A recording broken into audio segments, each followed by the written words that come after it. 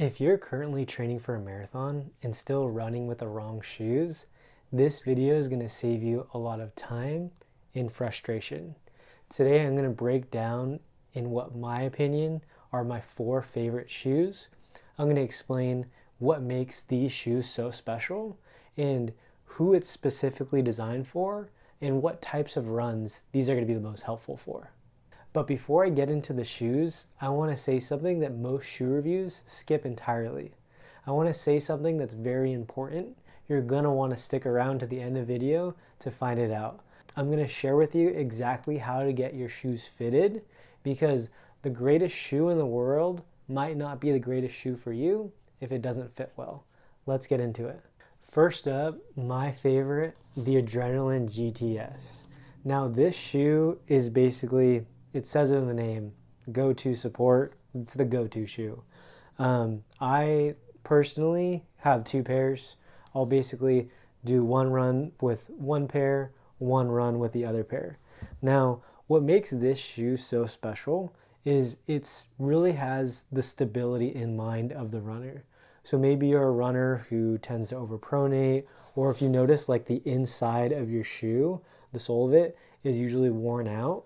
This is specifically designed to give you more stability.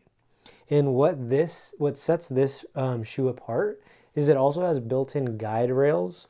So again, if you don't have the biggest ankle stability in the world, it has you in mind.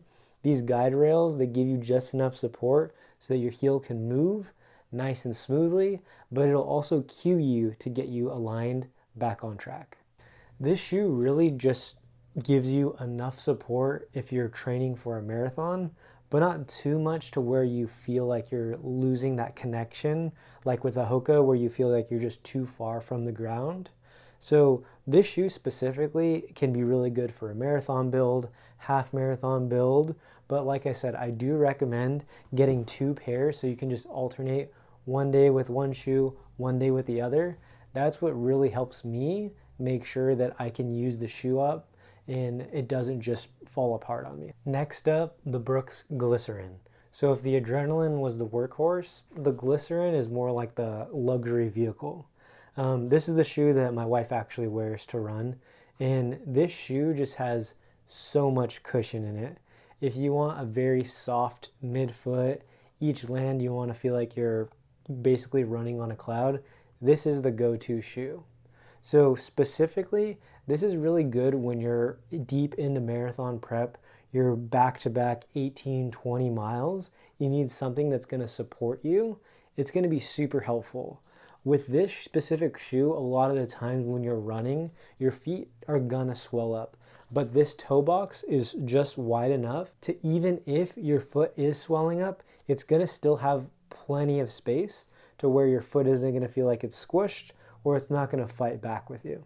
So this shoe is gonna be perfect for someone, like I said, who's deep into marathon training, who wants a very comfortable ride.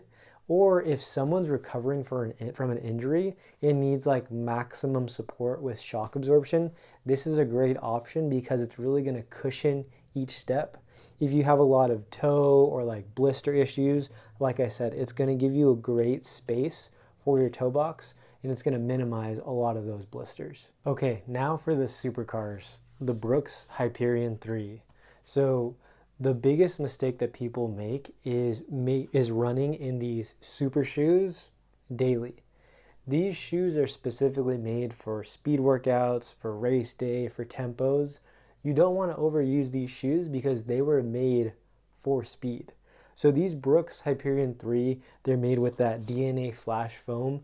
So they give you that really snappy and energetic feel where it makes you want to have a quicker turnover.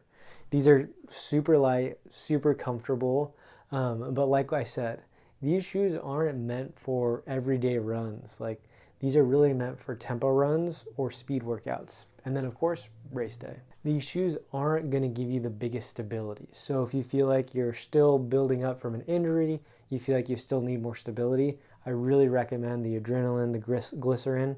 Those are going to give you a little bit more support. This is when you're into your marathon prep, you're really focusing on speed, you're trying to hit a PR, these are going to help you get you there. and they're going to be very light, very efficient. Last but not least, the Endorphin Speeds. So these are definitely one of my favorite shoes. This is kind of what I started racing in. These are super lightweight, and they just have that like built-in rocker that makes you really want to spring forward. It propels you. Not everyone is going to enjoy that feeling like that you're coming forward constantly, but when you're in a race, when you're running fast, it really does make a big difference. Now this one definitely has some versatility. Yes, although it's a super shoe, you can definitely run some of your daily runs with this trainer because it's just that versatile. Obviously you want to use them up more when you're going for speed or tempos, but this is just such a fun shoe to run in that it's hard not to. This shoe, one of the drawbacks, it is a little bit more narrow. It doesn't have a big toe box. So if you have wider feet, I definitely try this on before you purchase it. This is kind of the do-everything shoe. It's fast, it's carbon plated, it's comfortable, it gives you a little bit of spring in your step. So I definitely recommend it. Okay, now here's the most important part than anything else that I just said.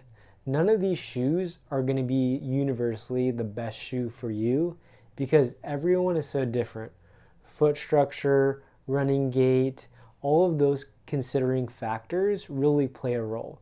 So the best way to get the best shoe for you is to go somewhere and get fitted. Go to a running store where you can actually run on the treadmill because oftentimes it can feel good when you're walking around, but when you're running, everything else feels very different. Take what the workers say with your running analysis with a grain of salt. A lot of them aren't really trained professionally to do a gait analysis. They'll just tell you you overpronate, but really try on a lot of pairs of shoes. Try 4 to 5 pairs of shoes. Definitely try some Brooks. That's what I like the most. But really feel like, how does it feel when you're running? And then really go with that because there's so many other factors to consider, and the best shoe for you might not be the best shoe for me. So definitely go somewhere you can try it on a treadmill and feel it out. Quick note before you go. Shoes can be super important, but if there is a movement fault that's occurring, the shoes aren't going to fix it. So if you are dealing with knee pain and you're trying to get back to running, I do have a free training. Comment root below and I'll go ahead and send that your way. If you like the video, subscribe and follow along for more tips for runners just for you. See you in the next one.